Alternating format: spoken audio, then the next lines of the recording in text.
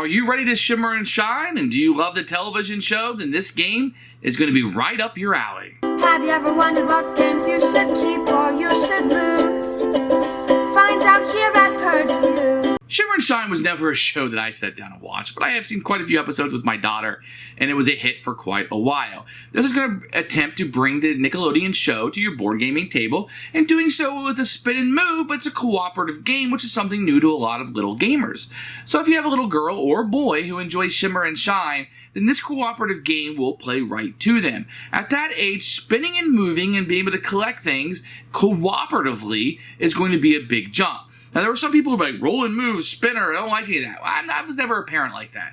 I think there was an aspect of roll and move that's very introductory to some of our children, and they were able to enjoy that for quite a while, and they still enjoy roll and move games and spin and move games, especially if it has an IP or a thematic aspect to it.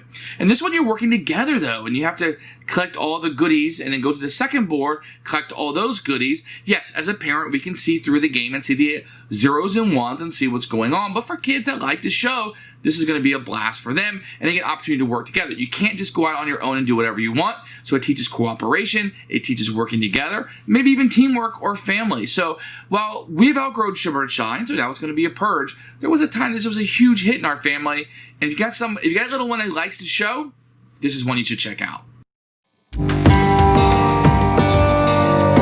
Here is the board, which you'll be running around doing things. Here is the spinner, so you can move around the board.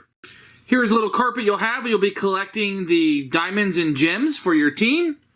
You do get 4 different characters to be, so if you want to be Shimmer or Shine, or the secondary characters, you can definitely be any of these in the game, so that brings the IP in. Players are going to like moving around the board and being these people.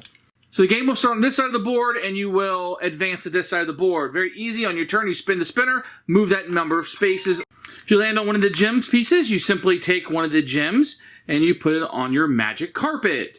If you land on the bottle, you will flip this over. Boom, you can choose any one you want, or you lose one of the gems that you've already collected. If you land on the friendship spaces, then you give a gem to a friend. Keep in mind you can collect more than one of the same color, so you guys get to share in this adventure. Once you collect all 4 gems on this side of the board, you now move to this side of the board. And what you're trying to do here is place jewels on her Genie thing here, one of each color, in order for the players collectively to win the game. If you land on this space, you get to get a gem and add it to your magic carpet. If you land on one of these spaces with the Shimmer and Shine, then you will be able to give a jewel to somebody else. If you land on this spot, you will be able to flip this over. If it's on the Boom Zaharame side, you add a gem here. If you land on the Oops side, you take a gem off your magic carpet, you put it on the Oops. If you fill up the Oops, you lose the game. If you fill up the Genie bottle, you win the game.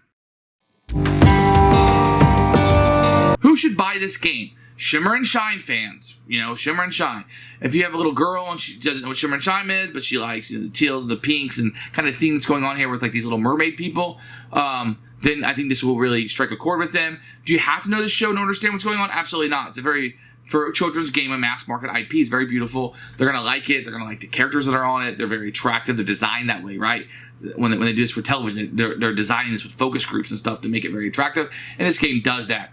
It's not something you want to sit around and play with your buddies at night, but I think the game is going to be very good. There's not a lot of games that are centered on, marketed toward female representation in games, and this one does it in spades, and I think it should be applauded for doing so. So for the younger crowd, whether it's boy or girl, they're going to enjoy this one quite a bit. The cooperative nature's there, spin and move, younger gamers, they'll have a good time, don't worry.